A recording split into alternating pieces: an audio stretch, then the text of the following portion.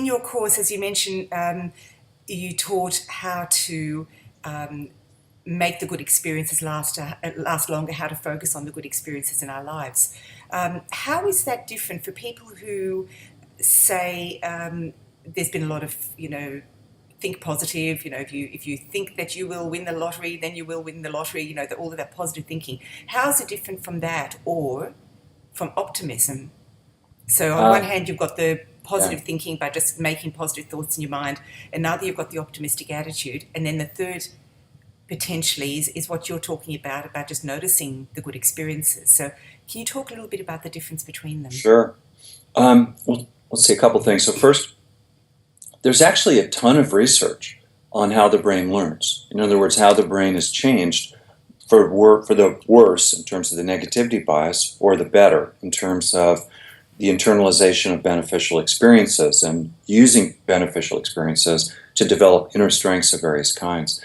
And what's interesting is how much we just ignore the implications of that research. And that research tells us that learning is a two-stage process that moves from a state, some kind of useful feeling, body sensation, intention, perspective, etc., state that must be in the second stage of learning installed as some kind of growing or developing wholesome, beneficial trait. All right. And so that research shows that there are a variety of common sense factors that promote that learning process. As you know, you focused on basically 6 of them, and I'll just name them quickly because people can then use them. Then I'll get at your question directly. So duration. The longer the neurons are firing, the more they're wiring.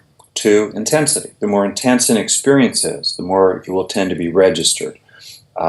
Third, multimodality. What that just basically means is the richer the experience, the better, especially the more that it's felt in the body and has an emotional component to it. Fourth, novelty. The more that we can see our experiences as new, as fresh, not stale or familiar that we're jaded about, the better. Fifth, salience, personal relevance. Why is it useful to me, for example, to feel included or appreciated or seen or liked or loved? Or why would it be useful for me to have a deepening conviction about the importance of my own, let's say, sobriety? Or why would it be important for me to really let it land how good it feels at the end of an exercise workout? So I'll be more motivated to keep exercising in the future.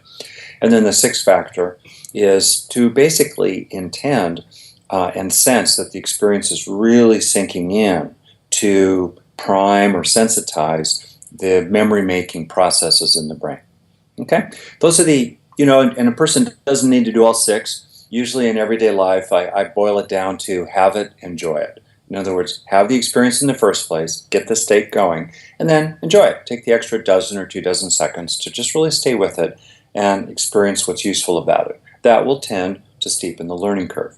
In any single time you use these methods, it generally won't change your life, but half a dozen times a day, less than half a minute at a time, that's less than 5 minutes a day altogether, you will, if a person does this, and I've done research on this, and I've also had a lot of informal anecdotal feedback, you'll start really feeling quite different.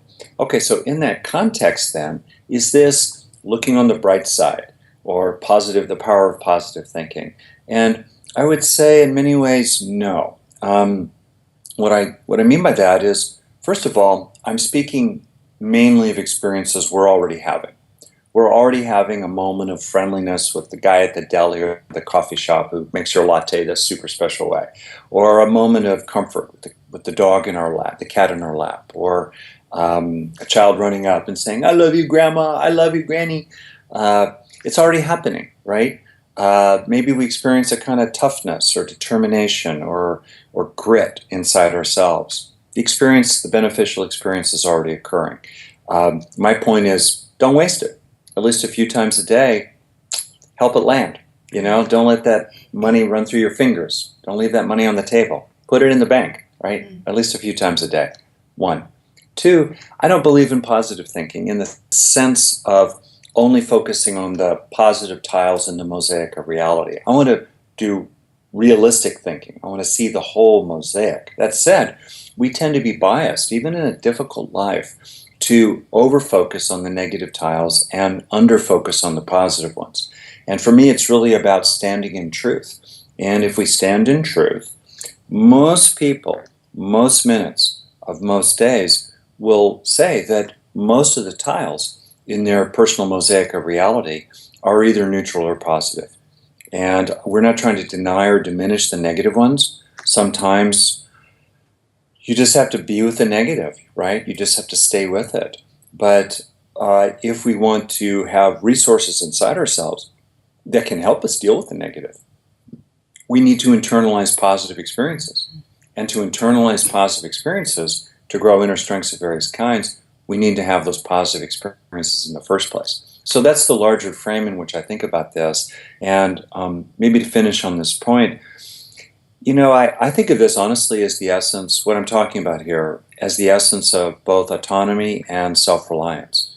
Autonomy in the sense that you become the agent inside your own mind of where you direct your attention and what you do with what it rests upon, rather than wasting it when what's in attention is something beneficial, and rather than, frankly, being kind of helpless inside your own mind, ruminating endlessly over resentments, regrets, bad things that happened, good things that didn't happen, and so forth.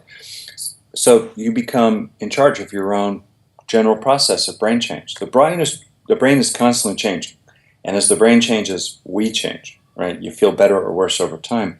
The only question is it changing for the better or the worse? And also, who's doing the changing? Right? Them outside you or autonomously inside yourself. And then last, self-reliance. This process of growing resources inside is what needs to happen to deal with challenges in life, inevitabilities of old age, disease, and death, as well as, traffic, people, partners, relationships, barking dogs, leaking faucets, bills, politics, life, If we're going to deal with this long and sometimes difficult road of life, we need to have a lot of supplies in our backpack, resources of various kinds inside ourselves. So that's the frame in which I'm speaking here. What's motivated me in this material is a kind of toughness, honestly, a sort of tough-minded clarity about the real challenges of life and the need for people to grow resources that are scaled up to their challenges, and also a tough-minded understanding of the negativity bias. We walk around essentially with a huge zoo inside our head, which is this accumulated residues of 600 million years of evolution of the nervous system. We have inside ourselves each a kind of lizard, mouse, and monkey. I think of it as a whole menagerie, a little bit like Noah's Ark. And the question day to day is, which beasts are you feeding, right? That's You're going to be feeding one beast or another. So what's it going to be,